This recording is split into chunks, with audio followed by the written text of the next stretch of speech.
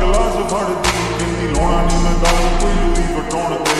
ਦੀਦੀ ਉਹਦੀ ਹੋਠਾਂ ਨੂੰ ਪਲਾਉਂਦੀ ਮੇਰੀ ਨਜ਼ਰੋਂ ਮੈਂ ਰੂਹ ਤੈਨੂੰ ਚਾਹੁੰਦੀ ਬਾਕੀਆਂ ਨੂੰ ਲਾਵੇ ਲਾੜੇ ਮੈਨੂੰ ਨਾ ਮਿਲਾਉਂਦੀ ਦੀਦੀ ਮੈਨੂੰ ਹੱਸਦਿਆਂ ਜਾਵੇ ਸ਼ਰਮ ਆਉਂਦੀ